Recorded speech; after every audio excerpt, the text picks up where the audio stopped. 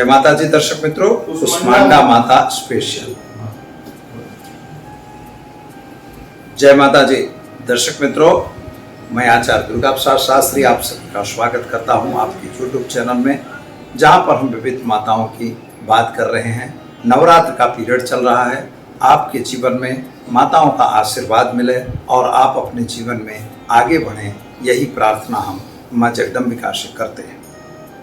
या देवी सर्वभूतेषु बुद्धिरूपेण संस्थिता नमस्तस्यै नमस्तस्यै नमस्तस्यै नमो नमः। माँ जगदम्बिका के चरणों में हम बुद्धि की ही याचना कर सकते हैं और बुद्धि प्राप्त होते ही आप हर कार्य में आगे बढ़ सकते हैं।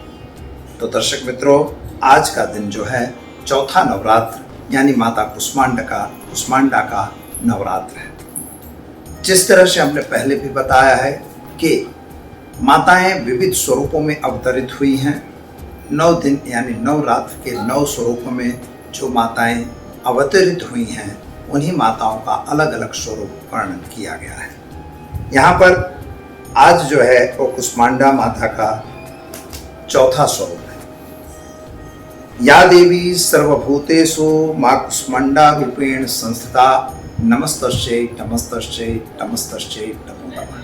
माँ कुष्मांडा के चरणों में वंदन करके और हम प्रारंभ करेंगे कि क्या है उनका स्वरूप और कैसा रहेगा उनका वर्णन, किस तरह से वो हमारे जीवन में उत्साह और हमारे जीवन में आने वाले अंधकार को उजाले में परिवर्तित करेंगे। दर्शक मित्रों, यहाँ पर सबसे पहले तो माता कुष्मांडा जो है 8 भुजाधारी है। 8 भुजा का मतलब होता है कि जिसमें कमल है और ख़ास तौर पर धनुष बाण भी हैं। अष्ट सिद्धि देने वाली माता यानी कुष्मांडा माता है। जिसका वाहन सिंह है, रोग और शोक को दूर करने वाली माँ भगवती है। कैसे होगा यह हम बता देते हैं। अनाहत चक्र में माता कुष्मांडा का आवाहन होता है। अनाहत चक्र का मतलब होता है हृदय चक्र के पास होता है, और अनाहत चक्र जो है वह वास्तव में बीते जो मुनि लोग हैं, ऋषि लोग हैं, वह अधिष्ठात्री देवी जो है वह अनाहत चक्र की कही जाती है। कुष्मांडा का मतलब होता है मित्रों, जैसे सूर्य में एक ब्लैक होल होता है। आपने ब्लैक होल के बारे में देखा होगा कि सूर्य में जो ब्लैक होल होता है उसके आसपास का भाग काला रहता है। जो श्याम भाग होता है, काला भाग होता है, वही ब्लैक होल है। इसी तरह से कुष्मांडा माता जो है वह भी एक ब्लैक होल की तरह रहती है जगत में, संसार। जब बालक शिशु गर्भस्थ होता है तो वह कुष्मांड की तरह, जैसे कुष्मांड के अंदर आप देखेंगे तो हर चीज है लेकिन ऊपर से सब बंद है। इसी तरह से जगत में जब माता भगवती कुष्मांडा का आवाहन होता है तो वो सारी सृष्टि बंद होती है। जब आप मूलाधार चक्र से स्वाधिष्ठान से अनाहत की तरफ जाते हैं तो आपके ज्ञान जो आपने तपस्या की है वह तपस्या जो है दिखती नहीं है, सब बंद हो जाता है। जब चारों तरफ से वह घेर जाती है तब माँ कुष्मांडा का अवतरण होता है। जब वह बाहर आएगा, जब कुष्मांड टूटेगा, तभी तो आपको कुछ दिखेगा। सूर्य की तरह दिव्यमान प्रकाश है माता का, जिस माता के पास कुछ भी कहने का नहीं होता। वह ऐसा प्रकाश होता है, दिव्य स्वरूप होता है कि जैसे वह चारों तरफ से आपके अलग एक नया प्रकाश देती है। और कितनी भी गर्मी हो, लेकिन कितनी भी ऊर्जा हो, लेकिन उस ऊर्जा के यहाँ वह कोई ऊर्जा बहुत प्रकाश नहीं दे पाती है, वहाँ अंधकार ही दिखता है। कुष्मांडा माता जो है इसी तरह से आपके सर, जैसे चित्रघंटा माता हो, जैसे घंटारणप करने से सारे शत्रु भाग जाते हैं, ऐसे कुष्मांडा एकदम शांत दिखने वाली है लेकिन शत्रुओं का विध्वंस करने वाली। ऐसी माँ कुष्मांडा जो है वह चौथी माता के स्वरूप में आती है और जो मध्य में रहती है, सूर्य के मध्य में रहती है। चारों तरफ से आग लगी है लेकिन वहाँ पर कोई इफेक्ट होती नहीं है। इसी तरह से माता जो है वह वास्तव में सृष्टि की आदि देवी है।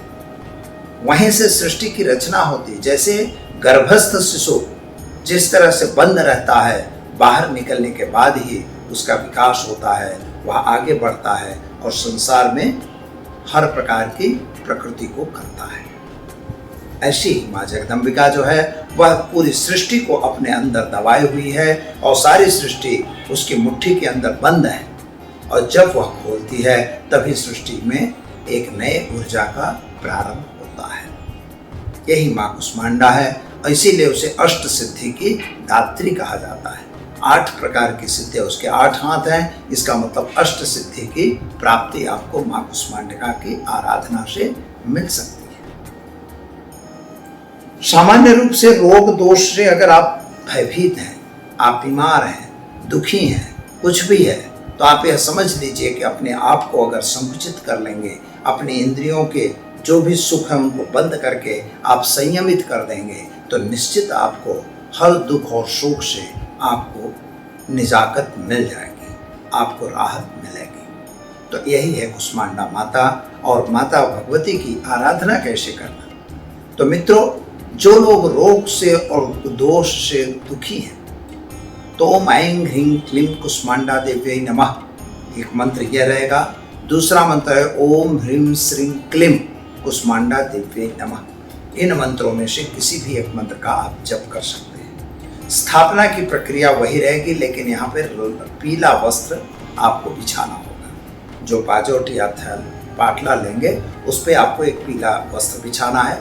9 कुंकू को मतलब चावल की, रक्त चावल की वेदी मतलब ढगली रखनी है, उस पर एक सिक्का सुपारी रखनी है।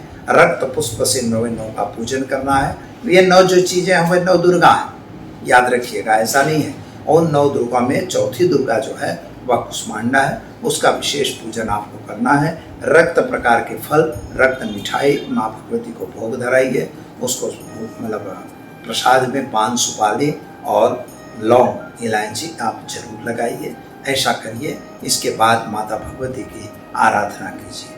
धूप दीप नैवेद्य यह तो सिंपल चीज़ है, यह आपको करना ही होगा। और इसके बाद इन मंत्रों में से कोई भी एक मंत्र को पहले आप संकल्प लेंगे कि हमारे अमुक व्यक्ति अथवा आप खुद अगर बीमार से ग्रस्त हैं तो अपनी बीमारी का तोड़ करना है कि हम बीमार हैं और हमें बीमारी से राहत मिले। ऐसा करके आपको पानी छोड़ना है। इसके बाद माँ जगदम्बिका की आराधना करनी है। अवश्य आप 9 दिन का पूरा कीजिए।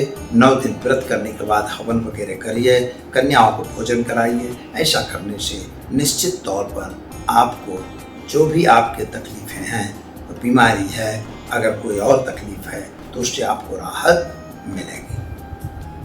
दीजिए आचार्य दुर्गा प्रसाद शास्त्री को इजाज़त। जय माता जी।